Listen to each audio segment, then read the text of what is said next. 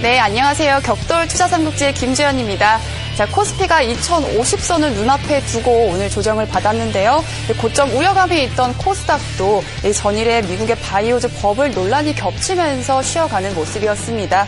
그 어느 때보다 현명한 투자 전략이 필요한 때겠죠. 자, 오늘 저희 격돌 투자삼국지는요, 3명의 전문가와 함께 시장의 뜨거운 이슈들 짚어보고요. 또 어떤 주도주들이 시장을 이끌어갈지도 이야기 나눌 예정이니까 1시간 동안 함께 하시면서 많은 도움 받아가시기 바랍니다. 자, 그럼 저와 이 시간 함께 하실 전문가분들부터 소개해드릴게요. 자, 먼저 위즈인베스트먼트 김영철 팀장님, 네, 밥TV 이현석 대표님이시고요. 네, 마지막으로 시원의 투자전략팀의 김정철 팀장님도 자리하셨습니다. 네, 안녕하세요. 네, 안녕하세요. 네, 안녕하세요. 네, 뭐 한 주간 어떻게 지내셨는지 또 근황을 여쭤봐야 할 텐데 김영철 팀장님부터 시청자분들께 인사 한 말씀 부탁드릴게요. 예, 사실 뭐 지난주에 뭐 어떤 일이 있었는지 정확히 기억이 안 날 정도로 아마 오늘 시장 이제 뭐 겪으신 투자자분들 상당히 이제 좀 어려웠다라는 부분들을 많이 생각을 하실 텐데요. 일단은 뭐 1시간 동안 그 이슈에 대해서 이제 뭐 오늘 준비한 이슈 같이 이제 뭐 이야기를 해보고요. 그리고 이제 뭐 종목에 대한 얘기들도 좀 같이 나눠봤으면 좋겠습니다. 네, 이현석 대표님도 인사 한 말씀 부탁드릴게요. 네, 안녕하십니까. 밥TV 이현석 대표입니다. 네.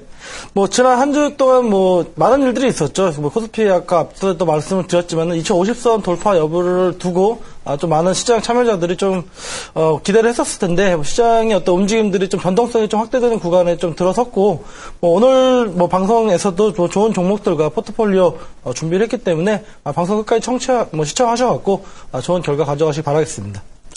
네, 마지막으로 김정철 팀장님도 인사 말씀 부탁드릴게요. 네, 안녕하세요. 저는 지난주 한 주가 어떻게 지나는지 다 기억이 나요. 네. 네. 종목 수익률 괜찮았던 것 같거든요.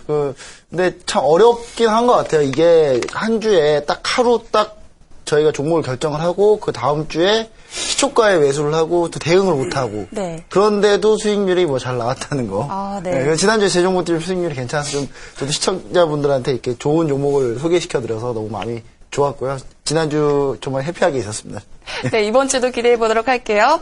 자, 그러면 첫 번째 코너 바로 시작해 보도록 하겠습니다. 우리 시장에 이슈가 된 내용들을 낱낱이 파헤쳐보는 이슈의 스캔들 시간인데요. 자, 어떤 이슈가 우리 시장을 흔들었는지 알아보고요. 또 앞으로 증시에 미칠 영향 그리고 대응 전략까지 한번 세워보도록 하겠습니다.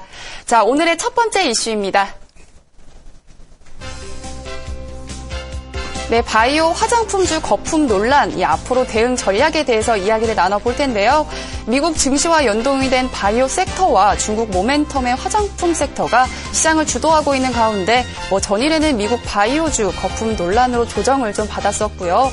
화장품주 역시 밸류에이션 논란이 있었는데 이들 업종에 대한 투자 전략 한번 세워보도록 하겠습니다. 자, 먼저 김영철 팀장님 의견부터 들어보도록 할게요. 예. 사실 이제 뭐 최근 시장에서 바이오 제약 관련 종목들이 이제 상당히 강세 흐름들을 좀 보여줬고, 그다음에 화장품 종목들 특히나 이제 뭐 산성 LNS랑 아모레퍼시픽을 중심으로 이제 신고가를 기록을 하면서 관련 업종 그리고 관련 종목군 자체 시장을 좀 끌어온 부분들이 있는데 개인적으로는 이 종목들이 물론 이제 실적이 뒷받침되지 않는 부분들은 분명히 아닙니다. 하지만 결론적으로 말씀드리면 좀 유동성의 힘이 상당히 강하게 작용을 했다라고 이제 좀 판단을 할 수가 있겠고요. 일단은 뭐 바이오 관련 섹터 같은 경우에는 사실 미국 시장이랑 이제 연동되었다라고 이제 많이들 코멘트가 좀 되어 있는데 미국 시장 같은 경우에는 M&A 이슈 관련이 계속 이제 제기가 되면서, 그러니까 대형 제약사들이 뭐 기본적으로 바이오나 제약 같은 경우에는 그 개발 기간들이 좀 오래 걸리기 때문에 그거를 이제 뭐 계속 뭐 개발해서 이제 시장을 개발하는 것보다 차라리 어느 정도 그러니까 그 진척이 되어 있는 기업들은 인수를 하는 편이 훨씬 더 빠르기 때문에 그런 쪽으로 이제 좀 그 업종이나 섹터가 좀 움직였다라고 좀 볼 수가 있겠고, 국내 같은 경우에는 사실 정부 이슈랑 그다음에 한미약품 그리고 이제 그 앞전에 이제 셀트리온이 좀 주도를 했다라고 이제 좀 볼 수가 있겠습니다. 그리고 뭐 화장품주 같은 경우에 뭐 아시는 것처럼 그 중국 관련 유우커의 힘에 뭐 기관의 수급이 같이 맞물렸다라고 이제 좀 볼 수가 있어서 뭐 개인적으로는 두 업종이 여기서 끝나지는 않을 것이다라고는 보고 있는 부분들입니다. 유동성이 그렇게 급격하게 줄어들 가능성이 좀 낮다라는 판단 하에 그렇게 좀 볼 수가 있겠고, 결국엔 자금력이 있는 기관이나 외국인들이 결국엔 그 두 업종에서 수익률 게임이 나타날 가능성이 좀 높다. 그래서 뭐 보유하고 계신 분들 같은 경우에는 수익 극대화를 하시는 게 좀 좋을 것 같고, 신규 진입 같은 경우에는 좀 트레이딩 전략으로 좀 짜시는 게 좋지 않을까. 그리고 이제 그 업종을 보려면은 결국에는 제약 쪽에서는 거래소에서 한미약품, 코사겐, 셀트리온, 그리고 이제 뭐 화장품 같은 경우에는 거래소에서는 아모레퍼시픽, 그리고 코스닥에서는 삼성 NS, 이 이제 뭐 종목들을 이제 뭐 대장으로 놓고 이 종목들의 움직임에 따라 관련 섹터들 트레이딩 전략 취하시는 게 좋지 않을까, 이렇게 좀 말씀을 드릴 수가 있겠습니다. 네, 그래도 미국 바이오주 영향으로 국내 시장 역시 뭐 차익 실현으로 인한 매물이 나올 수 있다라는 점도 조금 염두는 해봐야겠네요. 네, 이어서 이현석 대표님 의견도 들어보도록 하겠습니다. 네, 그 글로벌 증시를 좀 모니터 하시는 분들이라면은 오늘 어느 정도 시장 예상은 좀 하셨을 겁니다. 사실 어제 나스닥이 2%대가 넘는 급락이 나오면서 시장에 좀 우려감들이 나타났어요. 근데 여기에서는 바이오주에 대한 거품 논란이 좀 부각이 됐었고, 거기에 이제 국내 증시에서는 이제 화장품주들도 이제 밸류에이션에 대한 거품 논란들이 일어나고 있는데, 바이오 같은 경우에는 아까 김현식 팀장이 얘기한 것처럼 미국과 좀 밀접한 관계가 있고 섹터가 군이 겹치는 경우가 있기 때문에 사실 문제가 좀 조정이 나올 수밖에 없는 구간에 있었는데, 사실은 그 미국 쪽에서의 어떤 바이오 섹터와 지금 국내에서의 시장을 이끌고 있는 바이오 시밀러 부분들에 대해서는 좀 다소 차이점이 있다. 먼저 좀 이렇게 말씀을 드릴 수가 있겠고요. 지금 바이오 종목들 중에서 예전에 꿈을 쫓는 그런 기업이라고 바이오 주들 같은 경우에는 그런 경우에 이제 얘기를 많이 했었는데, 지금은 꿈을 쫓는 기업보다는 실적을 내는 숫자가 나오는 그런 기업으로 좀 바뀌고 있는 상황이고, 그다음에 R&D에 대한 비용들에 대한 부분들이 좀 우려감들이 있었는데, 사실 지금 현재 진행 중인 어떤 프로젝트들에서 허황된 것이 아니라 현 실현 가능한 것들에 대한 프로젝트들이 위주로 이루고 있다라는 내용들이 있기 때문에 보유하고 계신 분들 같은 경우에는 트레일링 개념을 좀 이용하셔갖고 수익을 좀 내시면 될 것 같고, 지금 하지만은 미국 쪽에서의 어떤 나스닥 그 바이오 쪽에 대한 어떤 섹터 자체에 대해 전반적으로 좀 건드리고 있기 때문에 조정이 어제 하루로 끝나지는 않을 것이다, 이런 얘기들이 좀 나오고 있기 때문에 신규 추격 매수는 좀 당분간은 좀 자제하고 조정이 끝난 시점에서 다시 한번 노리는 것을 추천 좀 드리겠고요. 그다음에 국내 화장품 같은 경우에도 사실 또 바이오와 맞물려서 오늘 거품 논란들이 있었는데, 사실 가는 종목들은 충분히 가고 있었고, 특히나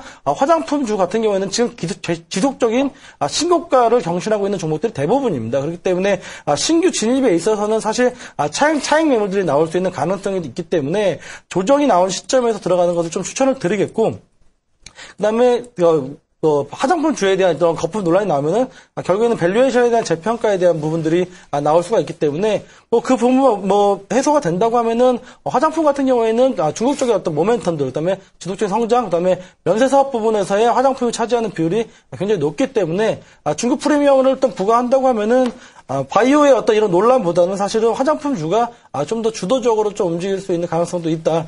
이렇게 말씀드립니다. 네, 최근 바이오주들이 기대감이 아닌 이런 실적들로 인정을 받고 있는 추세지만 현재 추격 매수하기에는 조금 적절하지 않다라는 말씀해 주셨고요. 마찬가지로 화장품주들도 이 차익 매물에 대한 부담을 주의하시고요. 조정 시 매수하는 전략이 유효해 보입니다. 자, 마지막으로 팀장님 의견 어떠신가요? 네, 전 반대네요. 네. 가서 반대인 것 같은데, 저는 미국 같은 경우는 바이오주 같은 경우 PER로 따지면 한 50배를 좀 넘어가는 수준이었거든요. 그러니까 좀 많이 좀 고평가되어 있는 상태였죠. 근데 국내 바이오 역시 고평가는 맞습니다. 근데 예전하고 좀 사뭇 다른 점이라고 하면은 좀 예전에 실적이 좀 동반하지 않았다는 거, 그리고 지금은 또 실적을 동반하고 있다는 점이거든요. 그러니까 또 섹터마다 좀 바이오 섹터마다 좀 온도차가 좀 있는데, 저는 사실 바이오 섹터 중에서 예전에 헬스케어, 제약 바이오 헬스케어 이렇게 해가지고 미국 나스닥 같이 갔었는데, 헬스케어는 휴비치 말고는 확실히 완연한 하락 추세입니다. 그리고 그 밖에 다른 바이오주도 있지 않습니까? 그 바이오 시밀러를 제외하고 나머지 바이오들은 오늘 좀 사실 좋지 않았어요. 물론 바이오 시밀러도 오늘 좋지 않았습니다. 왜냐면 워낙 급등했기 때문에. 오늘 조정폭이 좀 컸었거든요. 근데 중요한 건 바이오 시밀러는 좀 다르다. 바이오 시밀러는 왜 다르냐를 좀 생각을 해보면, 바이오 시밀러 같은 경우는 이제 2015년에 딱 들어서면서 딱 화이자가 딱 코스피를 인수를 하지 않았습니까?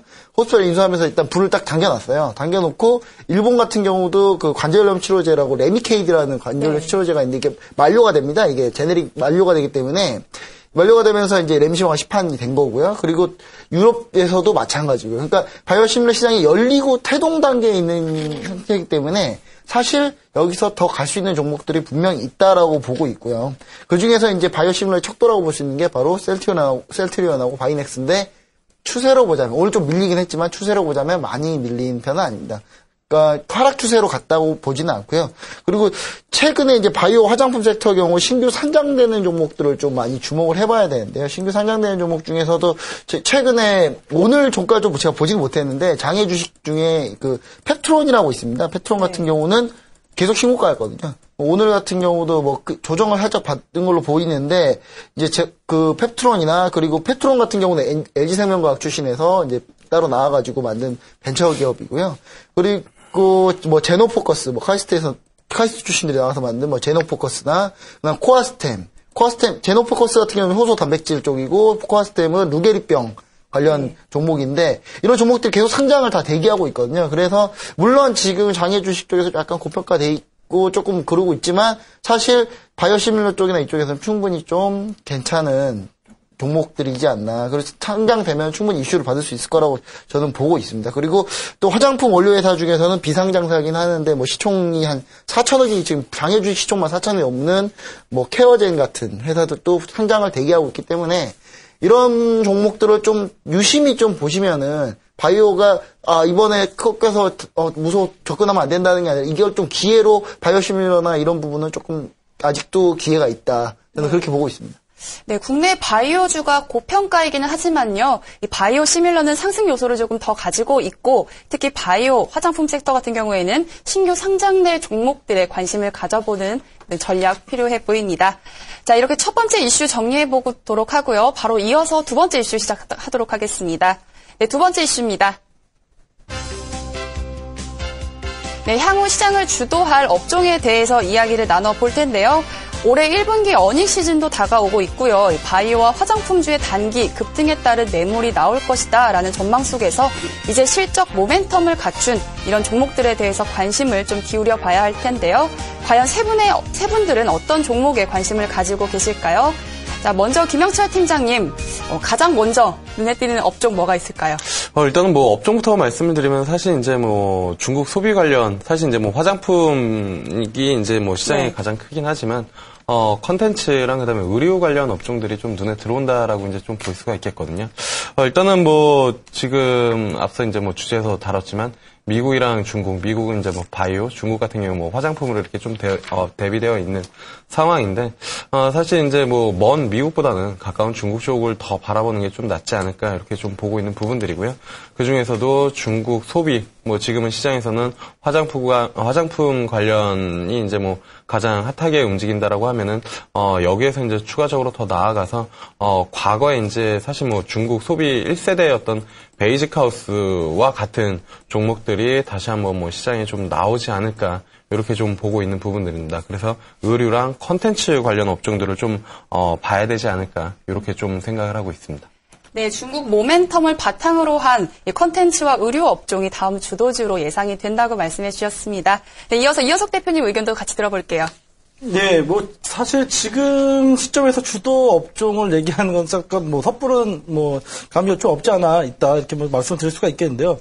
바이오 그다음에 IT, 화장품이 지금 시장을 좀 이끌었다. 뭐 이 부분에 있어서는 뭐 사실 더 말할 필요가 없는 부분들인데 이 이후에 어떻게 주도주를 찾는다고 하면은 지금 저는 눈에 들어오는 것이 이제 건설업종 쪽에서 이제 들어오고 있습니다. 네. 건설업종 쪽에서 지금 뭐 건설사들 같은 경우에는 지금 신고가를 기록을 하고 있는 상태고요. 그다음에 건자재 업종도 뭐 한샘이라든지 뭐 이런 종목들 같은 경우에도 굉장히 기술적인 뭐 실적 개선과 그다음에 굉장히 뭐 신고가를 기록을 하고 있는데 뭐 주도주가 좀 바뀐다. 뭐 바이오 쪽과 화장품 쪽에서 거품 논란이 일어나면서 어떤 주도주의 어떤 뭐 재편이 일어나면서 수급이 쏠린다고 하면은 건설 쪽에 좀 수급이 들어올 수 있는 가능성이 높다. 기준금리 인하 이후에 어떤 부동산 경기 부양에 대한 뭐 시너지들 이런 부분들과 그다음에 정부 쪽에서의 어떤 부동산 정책에 나올 수 있는 그런 시점이 됐는 그런 상황을 또 고려해 본다고 하면은 다음 주도 업종으로 건설 업종이 뭐 모멘텀적인 부분과 그다음에 수급적인 부분들, 그다음에 실적에 대한 부분들이 다 갖춰져 있기 때문에 새로운 주도주로 상승할 가능성이 높다 이렇게 좀 보고 있습니다. 네, 부동산 경기 활성화에 따라서 건설 업종에 관심을 가지고 계시네요. 또 건설사뿐만이 아니라 또 건자재 업종도 같이 주목해 보시면 좋겠습니다. 네, 마지막으로 김정철 팀장님 의견도 들어보도록 할게요. 네, 뭐 전체적으로 뭐 다 동의합니다. 뭐 워낙에 웬일 항상 반대하시는 분 아니요, 아니셨나요? 반대는 아까 좀 약간 의견이 좀 달랐던 것 뿐이고요. 근데 뭐 전체적으로 동의를 하는데 바이오 같은 경우는 뭐 바이오 화장품 섹터 뭐 증시 뭐 코스닥을 특히 코스닥을 견인을 많이 했던 것 같아요. 그러니까 뭐 아무리 보시면 코스피에 있긴 하지만 나머지는 좀 코스닥에서 많이 움직였기 때문에. 근데 그 국내 증시 조정이 이것 때문에 이어지느냐 여부를 좀 우리가 좀 생각해보는 게 가장 중요한 것 같거든요. 바이오랑 화장품이 과연 섹터가 무너지면서 과연 국내 증시 같이 무너지는 건가, 상승 추세 잘 타고 있다가 무너지는 건가가 가장 궁금하실 거라고 저는 보는데, 사실 저는 그럴 리는 없다라고 봅니다. 왜냐하면 일단 달러 인덱스 같은 경우가 유로화 같은 경우가 달러 인덱스에 가장 많은 비중을 차지해요. 한 50% 좀 넘게 차지하는데 지금 최근에 유로화가 강세를 보이고 있어요. 왜냐하면 유로화가 경기 부양한다고 하면서 돈을 풀기 시작하면서 미리 반응을 하는 거죠. 시장에서 미리 반응을 해서 시장이 조금 유로존이 조금 경기가 좀 나아지니까 유로화가 강세가 되고 유로화 강세되면서 달러가 지금 다시 약속 돌아선 거거든요. 근데 원화 영향력은 사실 별로 없어요. 지금 지금 환율 차트를 좀 보시면 아시겠지만 환율이 상승한 거는 사실 그렇게 많이 저희 쪽에서 많이 나타나고 있지는 않고 있거든요. 그래서 제가 봤을 때는 원화 영향이 좀 적다는 부분이 외국인 투자자들이 떠나기는 쉽지 않다. 우리나라 시장은. 그래서 그런 부분에서 이제 주간 단위로 외국인 이제 순매수 기조는 아직까지는 현재 진행형. 이번 주는 한번 봐봐야 될 것 같은데 아직까지 현재 진행형이라는 거. 그리고 시총 규모를 봤을 때 바이오 화장품 섹터가 무너져서 지수가 꺾인다 쉽지 않습니다. 예, 왜냐하면 우리는 IT가 있기 때문에 IT랑 삼성전자에 그렇죠. 예, 주목을 해봐야 된다는 거죠. 뭐 자동차나 화학 이쪽이 시총이 크기 때문에요. 뭐 그거 가지고 꺾일 수 있지는 않을 것 같고요. 코스닥만 다만 좀 그럴 수 있는데 코스닥은 사실 추세 자체가 이거 바이오 화장품 가지고 꺾일 수 있는 추세는 아닌 것 같고요. 그리고 삼성전자 지금 4월 10일에 출시를 하지 않습니까? 갤럭시 S6 같은 경우. 그러니까 출시하게 된 이 기대 모멘텀이 조금 단기적으로, 그러니까 저희가 한 4월 중순 하순까지 뭐 이렇게 내놓고 주도업종을 좀 보긴 좀 약간 좀 제가 좀 그런 것 같고, 한 단기적으로 좀 보자면 한 4월 첫째, 둘째 주까지 해서 좀 보자면은 뭐 아무래도 IT 쪽이 조금 더 좀 주목해서 봐야 되지 않나. 저는 약간 그렇게 생각을 하고 있습니다. 네, 바이오와 화장품 섹터의 조정이 국내 조정으로 이어질지 체크해 볼 필요도 있겠습니다. 네, 이렇게 이슈까지 이야기 나눠봤고요. 지금까지 이슈 앤 스캔들 시간이었습니다.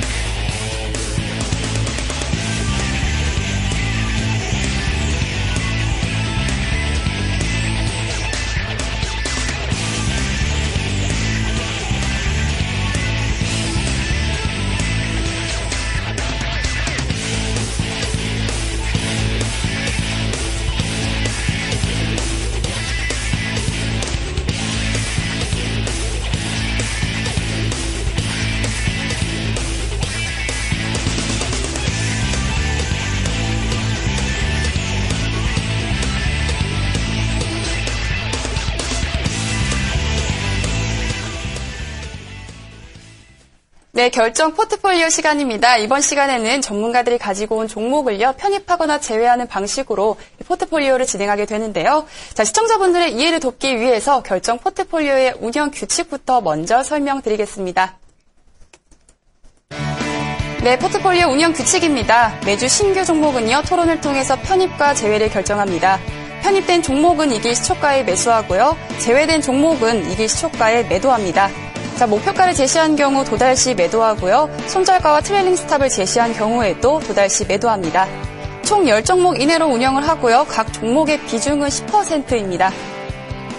네, 지난주 덕신하우징, 그리고 아시아나항공, 삼천리자전거, 그리고 매수가를 걸어놨던 대한유화까지 4개 종목이 포트폴리오에 새롭게 편입이 됐는데요. 기존 종목들 함께 보겠습니다. 네, 동아소시오홀딩스 가장 독보적인 수익률 보여주고 있고요. 위닉스와 UIL 13%대 수익률 보여주고 있습니다. 자, 코위버 11%대 수익률이고요. 20일 지난주에 제외가 된 종목으로는 한샘과 화성산업이 있었습니다. 자, 다음으로는 무학과 대한유화 나란히 10%대의 수익률 보여주고 있고요. 현재 삼성전기는 약수익권입니다. 자, 덕신하우징과 아시아나항공 약간 손실 중이고요. 자, 나스미디어도 마찬가지로 20일에 제외가 됐습니다. 자, 마지막으로 삼천리 자전거 마이너스 3%대로 부진한 모습을 보여주고 있습니다. 자, 이제 편입된 종목들에 대해서 점검해보는 시간 가져봐야겠죠? 자, 먼저 김영철 팀장님의 종목인 무학과 아시아나항공 그리고 덕신하우징까지 흐름이 어땠는지 살펴보고요. 전략 세워보도록 하겠습니다. 네, 일단은 뭐 무학 먼저 좀 보면 좋을 것 같은데요. 네. 무학 같은 경우에는 사실 뭐 견조하게 움직인다라고밖에 좀 표현을 할 수밖에 없을 것 같습니다. 왜냐면은 뭐 화면을 잠깐 잡아주시면 사실 뭐 무학이 좋은데이 소주에 대한 부분들을 이제 뭐 코멘트를 드렸었던 부분들이고요. 그 다음에 이제 앞에서 이제 뭐 김전철 팀장님이 뭐 코멘트를 한번 환율에 대해서 이제 코멘트를 한번 해주시긴 했었는데, 저희가 뭐 2주 전인가 환율 이슈를 다뤘을 때 제가 이제 환율이 올라가고선 추가적으로 상승보다는 아래쪽으로 내려올 가능성이 좀 높다. 그러면은 원화 강세 수혜주, 그 중에서는 뭐 음식료 업종이 좀 필요하다라고 이제 뭐 이야기를 드렸었고, 그리고 나서 뭐 그런 모멘텀 같이 보면서 이제 무학을 봤었던 건데요. 일단은 뭐 21선 부근에서 견조하게 움직임이 나타나고 있는 부분들이고요. 아마 지난 방송 다음날 다시 한번 뭐 금요일날 고가를 기록을 하는 그런 모습을 보여줬고, 수급 자체를 놓고 보면은 연기금이 상당히 꾸준하게 정말 언제부터 매수를 했는지 뭐 볼 수 없을 정도로 계속 꾸준하게 좀 매수세가 들어오고 있다라는 점만 놓고 보더라도 일단은 뭐 좀 중기 관점으로 좀 봐도 되지 않을까 이렇게 좀 보고 있는 부분들이고요. 그 다음에 이제 두 번째로는 아시아나항공인데요. 사실 조금 아깝습니다. 뭐냐면은 이제 업종 자체는 좀 잘 잡았는데, 네. 이제 그 항공사 관련 종목은 하나는 좀 넣어야겠다. 여행이나 이제 항공, 그 모멘텀으로 이제 들어갔는데, 이 아시아나항공이 아니라 사실 뭐 TA 홀딩스를 좀 들어갔으면은, 좀 괜찮지 않았을까 했었는데, 뭐 아시아나항공, 일단은 뭐, 그렇게 뭐 큰 추세를 깰 만한 그런 요소도 없고요. 그리고 1분기 실적에 대한 기대감도 여전히 유효하다. 최근에 이제 뭐 항공, 해운, 그리고 이제 뭐 증권, 건설, 뭐 이쪽으로 해서 1분기 실적, 뭐 반도체까지 이제 뭐 포함이 되는 그런 흐름인데, 그 중에서 이제 뭐 항공주에 대한 부분들 역시나 이제 뭐 기대감이 유효하게 작용을 하고 있기 때문에 아시아나항공도 일단은 좀 보유를 하는 부분들이다라고 말씀을 드리겠고요. 그 다음에 이제 덕신하우징이 사실 조금 아깝습니다. 덕신하우징 같은 경우에는 추천드리고 나서 다시 한번 12,000원, 사실 이제 직전에 이제 그 목요일날 이제 뭐 추천을 드렸으니까 이 아래쪽에서 이제 뭐 금요일날 시가로 이제 뭐 매수가 들어갔던 부분들인데, 이 12,000원만 좀 돌파가 되면은 12,000원만 사실 뭐 돌파가 돼서 안착이 됐으면 좀 괜찮았을 텐데, 오늘 이제 좀 조정을 받았고, 이것도 사실 뭐 섹터는 괜찮았는데, 그러니까 건자재 한 샘을 빼고 나서 이제 뭐 덕신하우징을 했었는데, 뭐 페인트 관련 종목을 좀 넣었으면은 사실 좋지 않았을까라고 이제 좀 생각을 하고 있어서 일단 덕신하우징은 좀 제외를 하도록 하겠습니다. 네, 오늘 AS는 약간 아쉬운 부분이 좀 많으신 것 같아요. 사실 뭐 지난번에 포트폴리오에서 제외한 그 이제 화성산업 같은 경우가 그렇죠. 오늘 화성산업이 오늘 굉장히 좋았어요. 장중에 한 13% 넘게 이제 올라가고, 그다음에 그 전에도 이제 사실 내추럴 엔도텍부터 약간 꼬인 것 같거든요. 그것도 포트폴리오 제외하고 한 50% 정도 올라가면서 약간 지금 업종은 좀 잘 잡고 있는데 종목이 약간 좀 아쉬운 그런 부분들이 있다. 하지만 앞으로 더 잘하도록 하겠습니다. 살짝 매도가 빠른 것 같아요.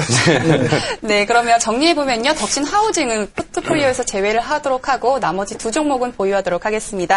네, 다음은 이현석 대표님 종목 점검해보도록 할게요. 네, 앞에서 우리 김영철 팀장이 너무 힘없이 얘기를 해서 제가 원래 좀 힘을 주고 얘기를 해야 되는데, 지금 뭐 아시겠지만 포트폴리오에 있는 종목들 순위 1, 2를 제가 좀 보유를 하고 있습니다. 네. 그래서 첫 번째 종목부터 좀 자신 있게, 저는 뭐 AS는 문제 생겼을 때 해주는 건데, 사실 어떻게 위닉스부터 말씀을 좀 드리면은, 뭐 위닉스 일단 차트를 먼저 보면서 좀 말씀을 좀 드리도록 하겠습니다. 일단은 위닉스 차트의 모습은 지금 시장의 모습과는 좀 다른 견조한 모습을 아직까지 이어주고 있다. 뭐 지금 약 작년 12월부터 시작된 상승 추세에서 지금 21선을 한 번도 이탈하지 않고 견조한 흐름들을 좀 보여줬었는데, 뭐 오늘 장에서도 21선 터치 이후에 좀 밑꼬리를 달면서 올라오는 모습들을 좀 보여줬었고, 수급적인 부분에 있어서도 아직까지도 기관과 외국인의 어떤 수급들이 지금 들어오는 모습, 뭐 다소 오늘 장에서 뭐 개인들의 수급이 다소 들어오면서 기관과 외국인들의 매도 물량이 좀 있었지만은, 위닉스 같은 경우에도 우리가 좀 많이 횡보 구간에서 좀 버티고 좀 상승을 있었는데 아직까지 좀 다소 아쉬운 것은 위닉스에서 대량 거래가 좀 터지지 않았다. 그래서 대량 거래가 터지고 나서 추가 상승분이 나왔을 때 그때 매도를 하면서 수익을 극대화하는 전략으로 좀 진행을 하도록 하겠습니다.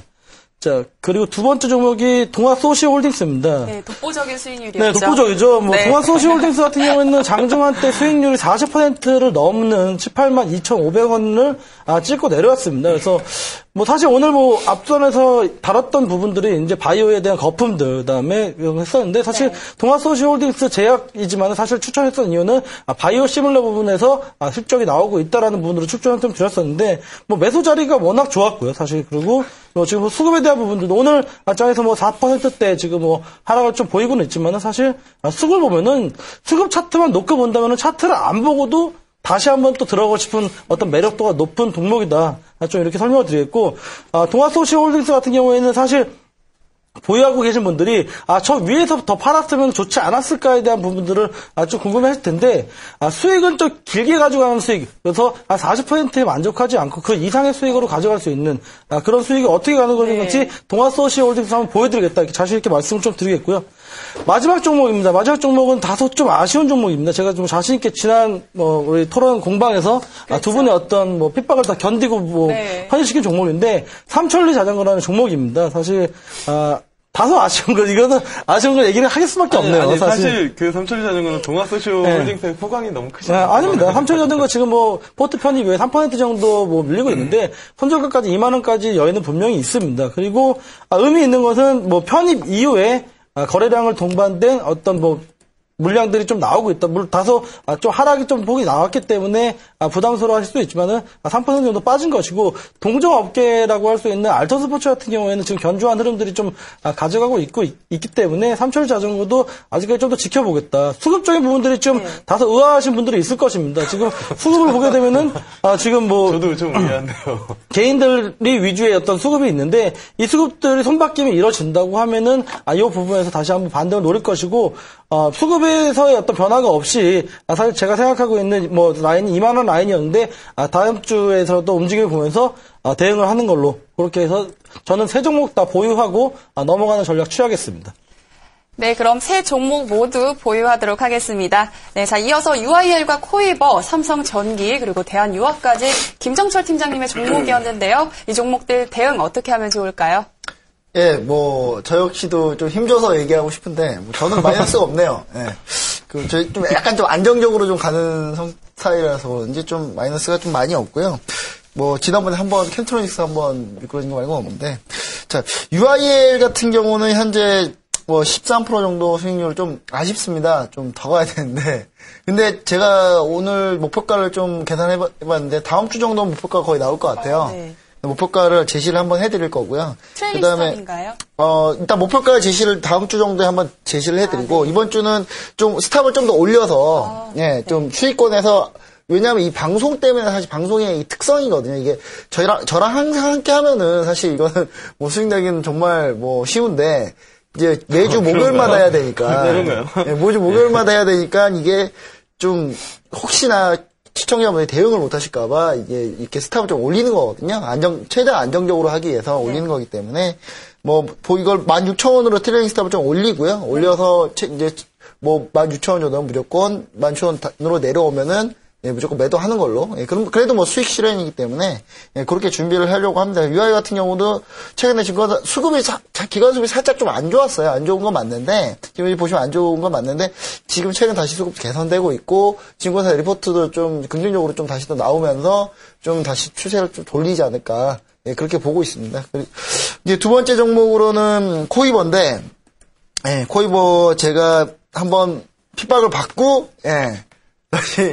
다시 올라온 종목이죠. 코이버인데요. 코이버 같은 경우도 좀 그 뒤로 좀 상승세를 많이 탔고요. 오늘 또 좀 양봉을 뽑나 싶었는데 오늘 좀 살짝 막판에 좀 밀렸거든요. 밀리긴 했지만 그래도 코이버 같은 경우도 좀 상당히 좀 견조한 흐름을 보이고 있고 수급도 나쁘지 않습니다. 그래서 현재 제가 봤을 때는 코이버 같은 경우도 이제 통신장비 쪽에 워낙에 이제 좀 수요가 많기 때문에 최대 실적을 계속 기록하고 있거든요. 그래서 길게 한번 기동업으로 좀 가볼 생각이 있고요. 하지만 또 이제 좀 리스크로 관리해야 되기 때문에 이것 역시도 5,900원으로 트레일링은 트레이딩 스탑을 좀 올릴 생각이고요. 5,900 찍으면은 이제 뭐 매도하는 걸로. 그래도 수익권에서, 이제 매도하는 거고요. 그리고 삼성전기가 있습니다. 삼성전기, 삼성전기 너무 약간 전기전자가 아니냐 뭐 이런 식으로 이제 얘기하시는 분들 좀 많아요. UR도 있고 삼성전기도 있고 뭐 코이보도 어떻게 보면 총기 장비 IT인데 싹터가 IT에 몰려 있지 않냐. 사실 IT 별로 안 좋아합니다. 근데 IT는 안 좋아하지만 그래도 모멘텀 있을 때 봐야 된다. 그런 의미, 그때 삼성전자를 봤으면 제일 좋았겠죠. 삼성전자는 이제 시청자분들이 잘 못 사니까 이런 걸로 저희가 이제 대체를 하는 거고요. 저 같은 경우는. 삼성전기 같은 경우도 그래도 4월 10일까지 봐야 되지 않냐. 갤럭시 S 출시까지는, 손절되기 전까지는 무조건 갤럭시 S6의 출하까지는 한번 봐야 된다. 초기 주문은 무조건 확인해봐야 된다, 우리. 그렇게 좀 생각을 좀 해보고 일주일 있습니다. 남은 건가요, 이제? 얼마 안 남았습니다. 얼마 안 남았고요. 종목이 조만간 빠지겠군요. 얼마 안 남았습니다. 그래서 요거까지 체크를 해보고, 손절가 그대로 유지하면서 그대로 갈 거고요. 지금 거의 보합 수준이죠. 그리고 마지막으로 대한유화. 참 드라마틱합니다. 대한유화가 참, 방송을 아는 종목이에요. 제약이 있던데요. 대한유화. 네, 대한유화. 유일하게 진입가를 제시를 해드렸던 종목이죠. 방송을 아는 종목이에요. 오늘 급등했어요. 끼가 있는 종목이죠. 예능감이 있는 종목인 것 같아요. 제가 봤을 때는. 일단 제가 10만 7천 원 정도의 시초가 매수하기는 약간 부담스러워서 장대가 나왔었거든요. 장대가 나왔는데 좀 부담스러워서 10만 7천 원 정도에 매수를 해보는 게 어떠냐 해서 이제 10만 7천 원 정도에 했는데 바로 그 다음날 금요일날 밀리면서 제 예상대로 밀리면서 10만 7천 원이 체결됐거든요. 그래서 10만 7천 원에 매수가 됐고 이제 대한유화 같은 경우는 워낙에 그 나프타 이슈가 워낙 있고 또 신규 증설 규모가 상당히 크거든요. 그 신규 증설로 인해서 금요 경제 그다음 원가 절감으로 해서 영업이 앞으로 계속 좋아질 거라는 그런 우리 그 모멘텀이 있기 때문에 대한유화 같은 경우도 계속 보유를 하고 지켜보겠습니다. 오늘 일단 장대 양봉이 나왔기 때문에 오늘 안 나오면 사실 제외하려고 그랬거든요. 근데 좀 더 움직임이 좋은 종목으로 제외하려고 그랬는데 장대 양봉이 나왔기 때문에 2차 추세 상승도 가능하다라고 보고 있고 수급도 상당히 좋습니다. 그래서 대한유화는 보유하도록 하겠습니다. 네, UIL과 코이버 각각 트레일링 스탑을 거는데요. 16,000원과 5,900원으로 상향을 하고요. 나머지 종목들 보유하도록 하겠습니다. 자, 정리해보면 제외된 종목은 덕신 하우징 딱 한 종목이네요. 자, 그럼 빈자리에 새로운 종목을 편입을 해봐야 할 텐데 한 자리가 빈 만큼 경쟁률이 치열할 것 같습니다. 자, 오늘은 김정철 팀장님부터 먼저 가지고 오신 종목 소개 부탁드릴게요. 네, 제가 바로 하는 이유가요. 왠지 한 자리밖에 안 빈다는 얘기를 막 방송 들어오자마자 들었어요. 안 빌 거라는 얘기를. 어떻게든 제 걸 늘려고. 제가 어떤 종목인가요? 제가 가져온 종목은 바이넥스입니다. 바이넥스인데 오늘 바이오 시밀러 문제가 생겼죠? 네. 하지만 저는 바이오 시밀러 들고 왔습니다. 바이오 쪽을 들고 왔고요. 그러니까 제가 이제 보는 그 바이오에 대한 그런 이제 뷰가 맞다는 걸 제가 어떻게 보면 이제 주장을 하는 거죠. 세게 주장을 하는 건데 바이오 시밀러 같은 경우 바이넥스 같은 경우 국내 바이오 시밀러 그러니까 CMO 그러니까 대행 생산하는 업체 중으로는 1위입니다. 1위고 뭐 2위 같은 뭐 세트리오 뭐 이렇게 다 있는데 바이오 시밀러 아웃소싱을 주로 하고요. 그다음 이런 걸 주로 수주를 많이 하는 그런 업체입니다. 시장이 당연히 바이오 시밀러 시장이 커지면 커질수록 바이넥스는 실적이 좋을 수밖에 없는 회사거든요. 네. 그리고 임상 3상 중에 레미케이드 같은 경우 일본 허가 신청을 현재 해놓은 상태고요. 그다음 2014년에 흑자 전환을 했습니다. 이제 흑자 전환하는 회사 아니고요. 작년에 흑자 전환을 했고 이제 꾸준한 성장이 그래서 예상이 되고 있습니다. 그래서 바이넥스 같은 경우 최근 바이오시밀러가 이슈 조명을 받고 있을 때 이 바이넥스 같은 경우는 바이오시밀러에 완전 특화된 기업이거든요. 특화된 기업이고 그 전에 제가 바이오시밀러 단 한 번도 추천해 본 적이 없어요. 실적이 안 나왔기 때문에. 네. 이제 실적이 나온다는 점. 나온다는 점에서 제가 타이밍은 이때다. 물론 좀 많이 올랐죠. 일찍 주시시고 물론 주가는 먼저 6개월 선행하긴 해요. 이제 선행하는데 그래도 안전하게 제 스타일 좀 안전한 스타일이지 않습니까? 그러니까 바이넥스 같은 경우 지금이 안전한 자리인가? 안전한 자리. 안전하다고 저는 보고 있습니다. 이제 손저가를 한 15,200원 정도로 보시면은 좀 딱 좋지 않을까 생각이 드는데 일단 이 종목 같은 경우 이제 계속 추세를 물론 그 전에 들어갔으면 좋았겠죠. 하지만 턴어라운드 하는 걸 확인하고 그리고 앞으로 더 성장성을 더 확인해보고 밸류로 봤을 때 크게 부담 없다고 생각해서 제가 이제 가져온 종목이라고 보면 되겠습니다. 네, 좀 고점 논란이 있는 바이오주네요. 뭐 그렇다면 바이오시밀러는 아직도 상승이 가능하다라고 보고 계신 것 같은데 바로 토론 진행해 보도록 하겠습니다. 김영철 팀장님 의견, 바이오시밀러 좀 어떻게 보고 계신가요? 저는 뭐 사실 아까 전에도 뭐 말씀드렸지만 바이오시밀러, 그러니까 뭐 바이오 제약, 뭐 통틀어서 바이오랑 그다음에 화장품 같은 경우에는 그러니까 트레이딩 관점에서는 진입이 좀 가능하다라고 이제 뭐 말씀을 드리고는 있는 부분들이고요. 앞서도 네. 그렇게 말씀을 드렸고, 근데 사실 이 구간에서 저희가 이제 시초가로 들어가는 부분들이기 때문에 사실 그 트레이딩을 하기에는 저 트레이딩 개념으로 이렇게 추천한 거 아니에요? 근데 이제 손절가가 워낙 짧으니까 사실 뭐 그거는 트레이딩 손절가 관점으로 차트는 딱 한 번밖에 없어요. 여기는. 아니 근데 그거는 이제 뭐 과거의 데이터고 사실 여기서 이제 트레이딩 관점이 아니고 5% 정도인데 1,000원이면은 이제 뭐 한 5% 정도 뭐 이 정도의 가격인데 여기에서 이거는 거의 트레이딩의 관점으로 진입을 예. 손절은 짧게 가되 그래도 추세적으로 좀 크게 좀 수익률 많이 보고 있거든요. 이거 같은 경우는. 예.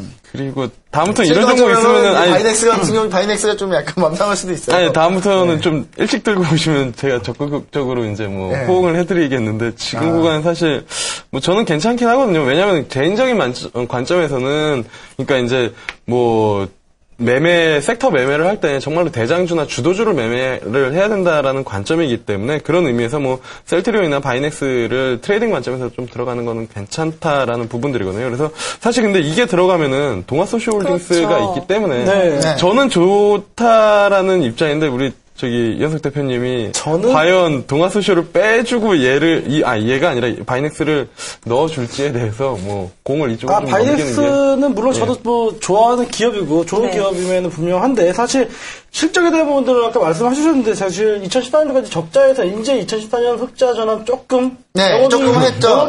지금 한 3% 정도 나오는 걸로 제가 알고 있는데요. 사실 지금 동아소시홀딩스는 다른 게 있잖아요. 다른 상품가 좀 있는 거고. 왜냐면 똑같이 비교를 하면 안 되죠. 그렇죠. 어차피 동아소시홀딩스 거래소 종목이고 바이넥스 같은 경우는 바이오시밀러의 그냥 오랜 기업인데 사실 제가 아까 앞서 말했지만 미국에서 만약에 오늘장에 나스닥 바이오 거품 논란으로 한 방 또 빵 치면 내일 바로 손절가입니다. 매수가 손절가 이렇게 해볼 수가 있습니다. 근데 제가 매수 손절가를 간 게 뭐 거의 전력이 없고 방송 보셨던 분들 아실 거예요. 캠토니스 하나 빼고는 지금까지 손절가 가본 적이 없기 때문에 과거에 그걸로 주식하면은 뭐 물론 그렇지만 그런 손절가를 제시한 때 상당히 좀 신뢰를 들어서 손절가를 제시한다. 근데 일단은 문제가 뭐냐면 포트에 지금 바이오 제가 분명히 동아소시홀딩스를 제약으로 들어간 게 아니라 바이오시밀러의 부분에서의 어떤 성과기 때문에 들어간 거였고 지금 충분하게 20%가 넘는 수익을 내고 있는데 굳이 동수를 치고 바이넥스에 들어가서 얼마나 더 큰 동아소시홀딩스 뛰어넘는 수익을 낸다고 하면 제가 적극적으로 밀어드리겠는데 사실 지금 수급적인 부분 교체하는 건 어떨까요? 제가 절대 바이넥스 수급과 동아소시홀딩스의 수급 연기금 수급과 투신권 수급 오늘 바이넥스가 어떻게 수급이 어떻게 들어왔죠? 오늘 개인 들어왔네요. 동아소시홀딩스 수급 밀렸으니까요. 그래서 이거죠. 오늘 밀린 바이넥스는 개인들이 다 받았다. 근데 오늘 밀린 동아소시홀딩스는 그래도 투신이 그동안 매수한 게 좀 많이 있어요. 이현석 대표님이 강력하게 또 바이넥스 철벽 방어를 하는데 방어를 하고 계신데요. 추가적인 진입은 제가 어렵다라고 분명히 말씀을 드렸습니다. 10자리보다는 사실 아까 제시했던 15,000원짜리가 사실 제가 봤을 때 그쪽이 더 매수일 건데 매수와 동시에 손절이 나갈 가능성이 높습니다. 그래서 우리 김정수 씨가 또 손절에 대한 분은 민감하신 분이라 손절 안 시켜드리려고 제가 그랬어요. 그럼 바이넥스는 제외하는 걸로 그렇게 결정 내도록 하겠습니다. 자, 다음은 김영철 팀장님 종목 들어보도록 할게요. 어떤 종목 가지고 오셨나요? 사실 이제 앞서 뭐 코멘트를 드렸을 때 이제 향후 뭐 주도 업종이 좀 될 수도 있는 그 섹터가 컨텐츠랑 이제 의류 관련 업종이다라고 이제 좀 말씀을 드렸는데 그래서 이제 뭐 오늘 준비한 종목은 이제 한세실업입니다. 한세실업 이제 뭐 대부분의 투자자들이 이제 뭐 많이 알고 계실 그런 기업일 텐데요. 한세실업 같은 경우가 오늘 시장이 좀 여러 이제 뭐 섹터들이나 아니면 종목들이 좀 조정을 받았음에도 불구하고 한세실업 같은 경우가 상당히 이제 견조한 흐름들을 좀 보여줬다. 그리고 이제 모멘텀으로 보면은 사실 이제 베트남 내에 이제 그 높은 MS로 이제 그 구조적으로 이제 수요가 좀 증가될 가능성이 좀 높아지는 그런 부분들이고요. 그 다음에 이제 그 TPP라고 해서 그 EU 베트남 그 FTA 관련해가지고 이게 된다라고 하면은 신규 바이어들이 이제 그 베트남 공장에서 이제 직접 뭐 가져가는 부분들이기 때문에 관세에 대한 부분들도 좀 자유로울 가능성이 좀 높다. 그게 당연히 이제 수익성으로 이어질 가능성이 좀 높다. 이렇게 좀 판단을 하고 있는 부분들이고요. 그리고 이제 그 마지막으로 그 기업 자체로만 놓고 보면은 이제 고마진 상품군을 좀 강화를 하면서 이제 제품 믹스가 좀 다변화된다라는 부분들. 이렇게 이제 뭐 세 가지 투자 포인트를 좀 잡아볼 수 있지 않을까. 차트를 보면은 추가적으로 더 매력적이지 않을까 이렇게 좀 보고 있는데요.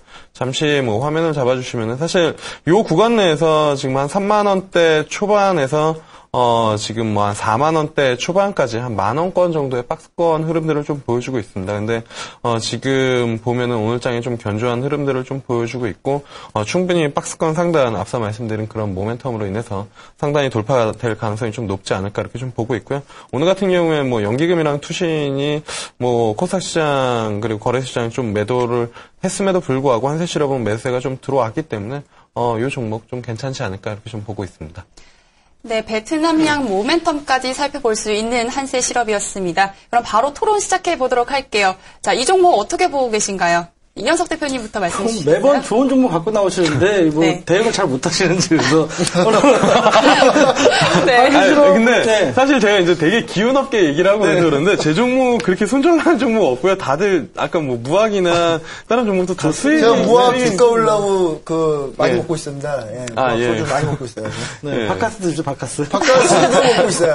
예. 네. 한세실업 같은 경우에는 사실 그 종목도 좋고 사실 업종 저희 포트 섹터에서 사실 섬유유복 쪽이 없기 때문에 뭐 저는 사실 우리 김현 실장한테 좀 힘을 좀 실어줘야 되지 않나. 아니 뭐 그렇게 기운이 없진 않습니다. 굳이 그냥 예. 주관적인 생각입니다. 저희 주관적인 예. 생각으로는 네. 제가 아는 김현 실장 원래 또 파이팅 넘치시는 분인데 예. 유독 이 자리만 오는 내추럴 엔더텍 이후로 네. 좀 그런 것 같아요. 일단 뭐 수급적인 부분들과 그다음에 뭐 기술적인 어떤 부분들도 사실 어떤 밴드가 뭐 고점 신고가 한 43,000원 정도 되는 것 같은데 여기에서 뭐 돌파 이후에는 또 레벨업이 될 것 같은 뭐 그런 자리가 있기 때문에 사실 저는 뭐 긍정적인데 한 자리밖에 안 남아서 예. 제 종목도 있기 때문에 약간 아니, 어떤 종목인지 일단 좀 듣고선 제가. 보류를 좀 하겠습니다. 일단. 아, 네. 이현석 대표님 일단 보류를 하셨고요. 김정철 팀장님, 이 한세실업 어떻게 보고 계세요? 예, 일단 한세실업은 딱 제가 봤는데 저는 이제 제일 종목을 볼 때 처음에 딱 기준으로 척 들어보는 거는 일단 차트부터 보시죠. 아니요, 밸류에이션. 예. 밸류에이션을 보는데 예, 좀 상당히 좀 뭐 고평가된 종목도 아니고요. 그다음 적정 지금 주가 받고 있는데 만약에 영업이익이 좀 더 늘어난다. 뭐 그러면은 당연히 지금 현재는 저평가 수준인 거고요. 그래서 그런 면에서 상당히 좀 괜찮은 종목이다. 뭐 이렇게 볼 수 있습니다. 그리고 섹터별로 좀 나눠봤을 때는 섹터에서는 좀 괜찮은 섹터지 않나. 우리가 포트에 없는 섹터이기도 하고요. 네. 그리고 그런 면에서는 저는 어차피 만약에 의류 섬유 쪽 섹터를 넣는다면은 예, 이쪽도 한세실업도 좀 괜찮지 않나. 네, 일단 보류는 돼 있는데요. 두 분이 좀 긍정적인 말씀을 해주셨어요. 그러면 저는 바로- 상관없으니까요. 네. 저는 제가 제외됐으니까 예, 저는 정말 객관적으로 판단할 겁니다. 저는. 네, 그럼 이어서 이현석 대표님 종목을 듣고 결정을 해보도록 할까요? 뭐 사실 제 종목이 조금 약할 수는 있을 것 같습니다만은 사실 지금 어떻게 보면은 시장에서 조금 주춤 소외됐다고 하는 종목인데 핀테크 관련 종목 하나 갖고 나왔습니다. 바로 종목은 KG 이니시스입니다.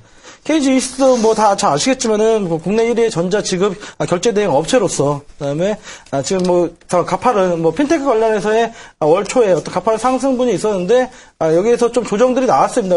그러면은 전반적인 큰 추세에서는 아직까지도 상승 추세를 유지하고 있다. 그래서 뭐 일봉 차트를 저 많이 보시는데 저 같은 경우 지금 뭐 차트는 KG 인시스의 주봉 차트입니다. 그래서 단기 상승 이후에 견조한 수급들을 보여줬고, 그다음에 지금 하락 추세에 있는 모습에서도 투신권을 중심으로 한 수급들이 지금 들어왔고, 그다음에 특히나 KG 인시스가 일별로 좀 빠진 3월 16일부터 18일까지 3일간의 어떤 기관들의 어떤 매집을 보이는 투신권의 매수세가 들어왔다. 그렇기 때문에 잊혀진 종목들 다시 한번 보면서 아직 끝날 때까지는 끝나지 않았다. 그래서 KG 이니시스 핀테크 관련 얘기 저희도 많이 했지만은 지금이라도 우리 포트에는 하나 들어가야 되지 않을까.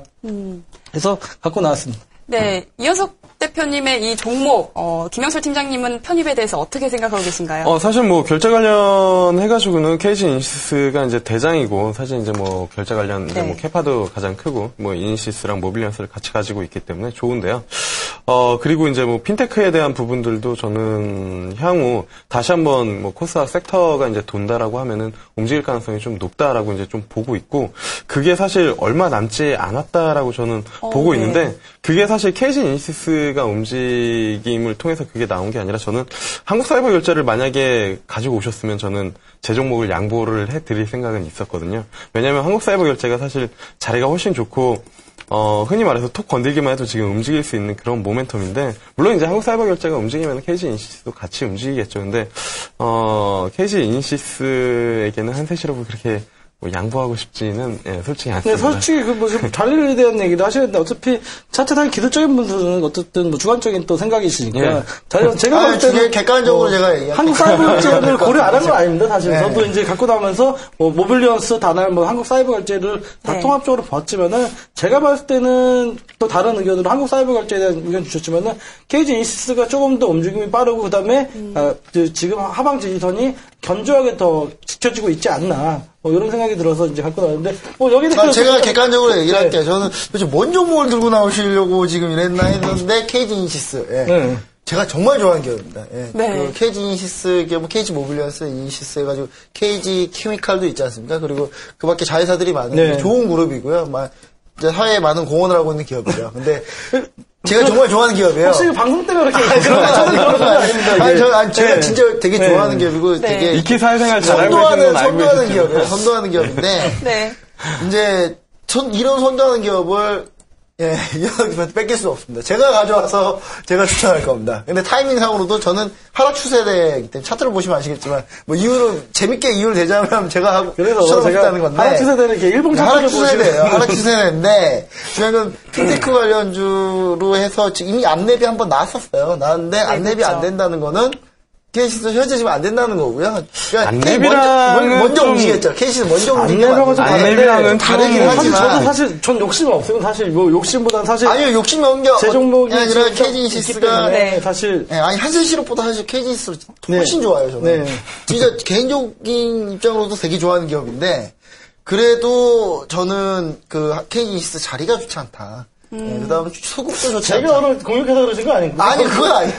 아니 객관적 되게 객관적인 네. 건데 저 진짜 엄청 객관적으로 지금 얘기한 건데 객관적으로 봤을 때 하락 추세되고요. 그다음 자리로 따지면 역시 하락 추세지 아닙니다. 이건 진짜. 제가 볼 때 그 김영철 팀장님이 진입 타이밍 이런 거 정말 좋은 분이에요. 청산 타이밍이 너무 빨라서 그렇죠. 매도 타이밍이 안 좋아서 그렇지 이게 진입 타이밍 되게 좋으신 분이라 저는 한세실업에 조금 더 마음이 가고요. 그 KGS 같은 경우는 조금 더 일주일 정도 한번 더 보는 게 어떤가 싶어요. 왜냐하면은 일단 하락 추세가 좀 마무리되는 네. 국면에서 물론 이 핀테크 관련주들이 특징이 있어요. 이렇게 가다가 톡 켜버리거든요. 제로 맞고 바로 켜버리는데 그렇다고 하더라도 여기는 이제 시청자분들이 대는 공개적인 방송이기 KGC에 때문에 대한 부분들은 좀 아쉽지만 다음 주에 도대체 이 발언에 대해서 어떻게 말씀하실지가 지켜보겠습니다. 저는 한국 사이버 결제가 좋다고 했습니다. 뭐 알겠습니다. 바이넥스도 한번 지켜보고. 바이낸스는 뭐 일단 논내고요. 사실 예, 바이낸스 뭐 지켜보세요. 한세 실업으로 오늘 저는 뭐 양보하도록 하겠습니다. 네, 두 분 의견에 따라서 그러면 한세 실업을 편입시키는 걸로 결정 짓도록 하겠습니다. 네, 이렇게 해서 이번 주 편입된 종목들 이야기 나눠봤고요. 최종 포트폴리오 정리해보도록 하겠습니다.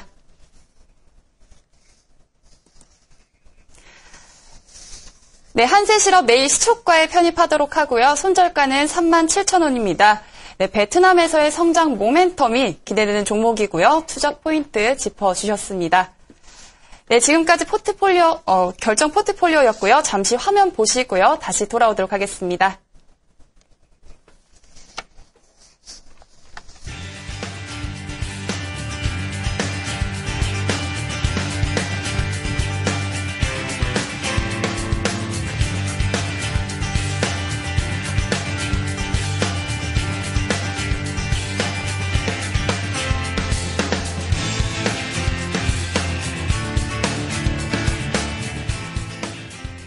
네, 격돌 투자 삼국지 오늘도 이렇게 유쾌하고 알찬 시간 나눠봤는데요. 자, 이제 마무리를 해보도록 하겠습니다. 오늘 함께하신 소감 간단히 한 번씩 들어볼게요. 네, 팀장님부터 한 말씀 부탁드릴게요. 네, 치열한 종목 선정 한 자리 남은 종목 중에 제 종목이 들어가서 영광이고 네, 감사합니다. 네, 이어서 대표님. 네, 뭐 방송도 뭐 계속 오래 했었지만은 사실 이번 주보다 다음 주가 오늘 더 기대되는 방송이 아니었나. 그래서 어떻게 보면 시청자분들한테 어떤 예고편을 제공한 것 같은데 네. 다음 주도 지켜봐 주시면 감사하겠습니다. 네, 팀장님 한 말씀 부탁드릴게요. 예, 뭐 되게 어려운 것 같아요. 이게 종목이 그러니까 전날 얘기해서 시초가에 사서 이렇게 일주 동안 뭐 전혀 움직임 없이 하다가 또 다음 주 목요일 날 대응해야 된다는 게 어렵지만 네. 그래도 수익을 내는 게 그게 실력이다. 저는 그렇게 보고 있습니다. 그래서 실력적으로 좀 다 저희가 좀 괜찮지 않나? 네, 최근 수익률이 좋기 때문에요. 네. 네, 이렇게 함께해 주신 분들